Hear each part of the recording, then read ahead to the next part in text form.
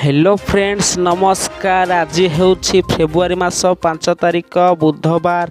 सबुदिन पर आज भी नहीं आसी ओडिशा राज्यर एक बड़ खबर उपर नजर पकेबा आगु जदि आपम चैनल नु आसती भिडियो गोटे लाइक करी चैनल को सब्सक्राइब कर दिंतु और पाख थी बेल आइकन को दबाई दिंतु जहाँफल कि आगू आसुवा भिडियो नोटिफिकेशन सर्वे प्रथम आपने पाइबे। तो चलतु जाना कौन रही आज खबर।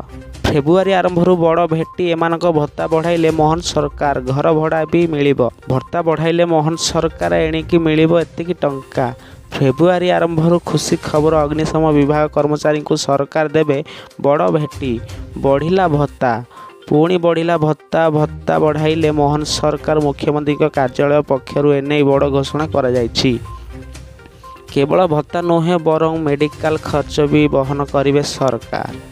ओडिशा सरकार पक्षर से विभिन्न क्षेत्र में भत्ता जोगाई दिज्व।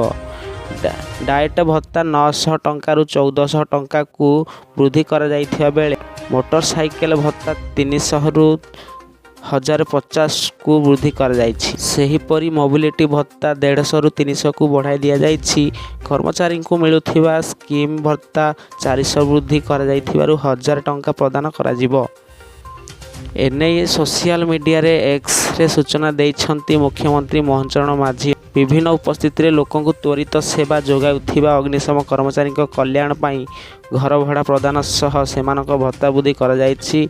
अग्निशम कर्मचारी सामाजिक सुरक्षा दिगरे मान्यवर मुख्यमंत्री श्री मोहन माझी बलिष्ठ पदक्षेप बोली पोस्ट रे उल्लेख करा जाइछि।